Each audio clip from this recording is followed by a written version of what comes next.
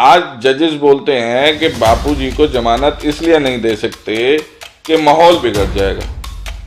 क्या जजेस को यह नहीं पता कि जिस दिन बापूजी को जेल में कुछ हो गया उस दिन माहौल कौन संभालेगा? अब 3000 पेज जज साहब को पढ़ने में तो बड़ा टाइम लगेगा। तो जज साहब जब वकील साहब से पूछते हैं कि सर ये पॉइंट कहाँ पे है, तो वकील साहब उसे बताने में असमर्थ है।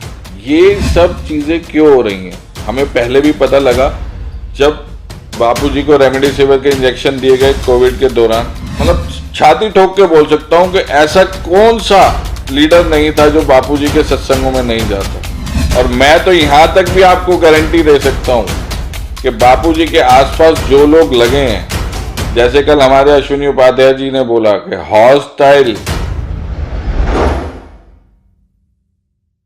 पहले तो मैं जो भी हमारे गणमान्य व्यक्ति आए, और जैसे राजेंद्र मेनन जी हैं, पूर्व सीजे रहे हैं हाई कोर्ट के, हमारे जस्टिस एस.एन. ढींगरा साहब हैं जो पूर्व में हाई कोर्ट के जस्टिस रहे हैं, और हमारे बार काउंसिल के अध्यक्ष श्री मुरारी तिवारी जी, हमारे श्री अधिवक्ता श्री अपना ए.पी. सिंह जी, हमारे अश्विनी उपाध्याय जी, इन सब ने जो हमारे प्रोग्राम में आके हमारा उत्साह बढ़ाया, उस सब के लिए तो हम इन लोगों के बहुत आभारी भी हैं और इनका धन्यवाद भी प्रकट करते हैं।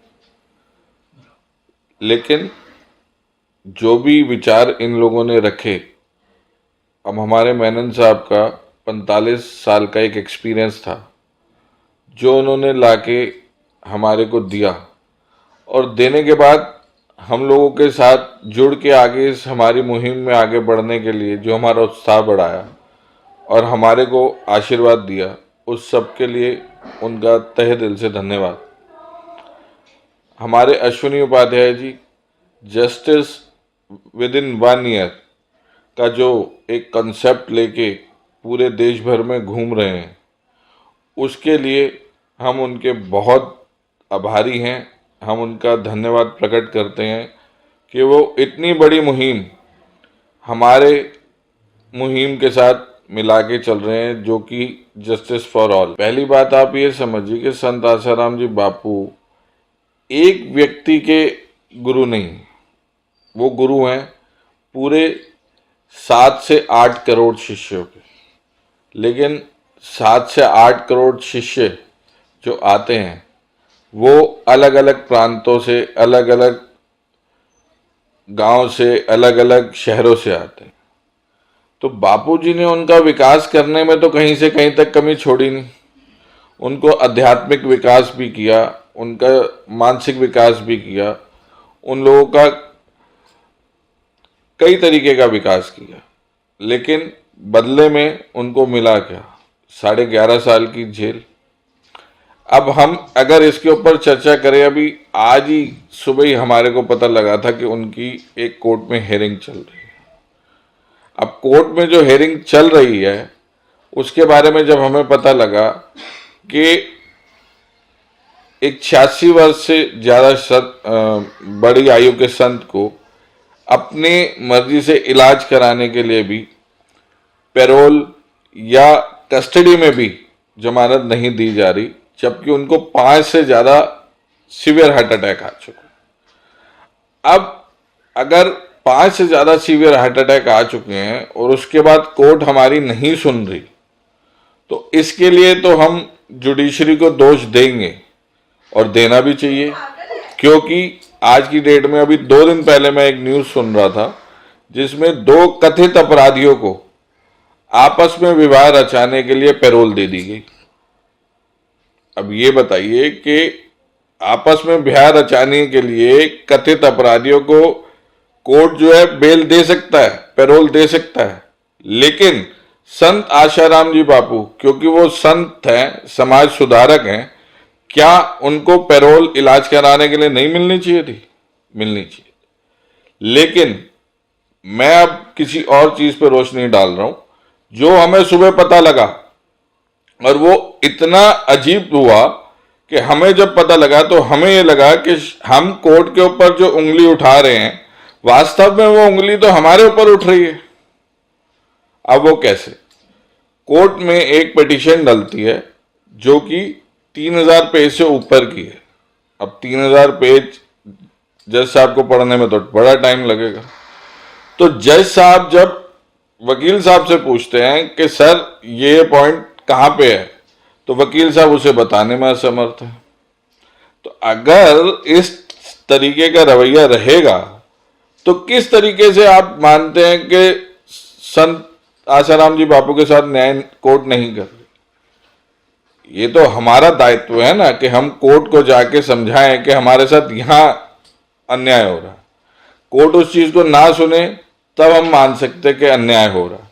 लेकिन कोर्ट में हम जाके कुछ एप्लीकेशन लगाएं और वहां पे बहस किसी और एप्लीकेशन पे शुरू हो जाए तो कोर्ट आपको न्याय कैसे दे सकता है? कोर्ट आपको न्याय नहीं देगा।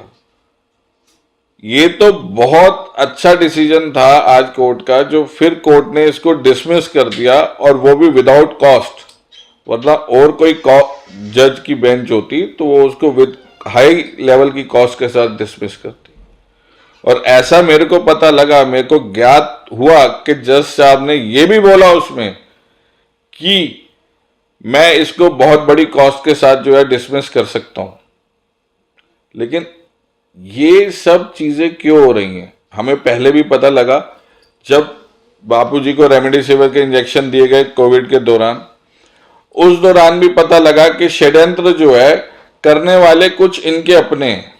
अब वो कौन है, कहाँ है, वो देखना काम तो सरकार का भी है ना। जब सरकार के हम इतनी बड़ी बड़ी गुहार लगा रहे हैं उनके लिए और सरकार के कान में जूं नहीं रेंग रही, तो इसका मतलब क्या है? इसका मतलब सिर्फ एक ही बनता है कि खामी कहीं हमारे अंदर है, और उस खामी को उजागर ना हो जाए वो खामी, हम जो है सरकार से अपना मुंह छुपाते फिर रहे हैं। नहीं तो आप मुझे, मैं बड़े उससे कह रहा हूं आपको, बड़े मतलब छाती ठोक के बोल सकता हूं कि ऐसा कौन सा लीडर नहीं था जो बापूजी के सत्संगों में नहीं जाता था। क्या वजह है कि सबने उनसे मुंह फेर लिया? वो वजह सिर्फ एक ही है। वो वजह यही है कि बापूजी के पास आज तक जो भी हेल्प बन के गए उनको किसी ना किसी तरीके से नकार के, साइड करके, और बापूजी से उनका डायरेक्ट इंटरेक्शन कभी होने ही नहीं दिया गया। और मैं तो यहां तक भी आपको गारंटी दे सकता हूं कि बापूजी के आसपास जो लोग लगे हैं, जैसे कल हमारे अश्विनी उपाध्याय जी ने बोला कि हॉस्टाइल विटनेस के लिए एक मुहिम बनानी चाहिए कि उसका नार्को पॉलीग्राफी टेस्ट होना चाहिए। तो बापूजी के पास जितने आसपास इनके सेवक लगे हैं जो बोलते हैं कि हम ही सर्वे हैं, उनका भी सरकार को नार्को पॉलीग्राफी टेस्ट कराना चाहिए, कोर्ट को नार्को पॉलीग्राफी टेस्ट कराना चाहिए, और सरकार को अपने ऊपर लग रहे इस इल्जाम से भी छुटकारा पाना चाहिए कि सरकार इसमें कुछ नहीं करना चाहती या कोर्ट इसमें कुछ नहीं करना चाहती। कल जस्टिस ढींगरा साहब ने कहा था कि डेट पे डेट लेना ये वकीलों की प्रक्रिया में शामिल होता है, और कई बारी जो है डेट देना वो जजेस की प्रक्रिया में शामिल होता है। जो जजेस काम नहीं करना चाहते वो डेट पे डेट देते हैं, और जो वकील जिनको फीस टाइम पे नहीं मिलती वो डेट पे डेट लेते हैं। लेकिन नुकसान असल में किसका होता है? नुकसान असल में होता है एक आम आदमी का। अगर मैं संत आसाराम बापू को एक आम आदमी भी मानूं तो भी उनके मानव अधिकार का तो हनन हो रहा है ना। एक 86 वर्षीय संत को एक सरकारों ने अपने चक्कर में, जुडिशरी ने अपने चक्कर में, और जो उनको घेर के बैठे हैं उन्होंने अपने चक्कर में मरने के लिए, सड़ने के लिए जेल में छोड़ रखा है। ऐसा क्यों? किसी की तो अकाउंटेबिलिटी तय होगी। आज जजेस बोलते हैं कि बापूजी को जमानत इसलिए नहीं दे सकते कि माहौल बिगड़ जाएगा। क्या जजेस को यह नहीं पता कि जिस दिन बापूजी को जेल में कुछ हो गया उस दिन माहौल कौन संभालेगा? मैं बड़े दावे के साथ बोल रहा हूं आपको ये बात, और ये सरकारों को समझना चाहिए, क्योंकि सरकार को पता नहीं लग रहा कि मैं बड़े उससे कहता हूं कि मैं इसमें एक चीज और देख रहा हूं कि हो सकता है इसमें सरकार की कहीं गलती है ही नहीं, क्योंकि अंदर से जो काम करने, जो एप्लीकेशंस कोर्ट में मूव हो रही हैं, वो किसके कहने पे मूव हो रही हैं। यहां तक भी अभी मुझे पिछले दिनों पता लगा कि ये लोग जो है आसाराम बापू के नकली साइन करके और कोर्ट में पेपर लगा देते हैं।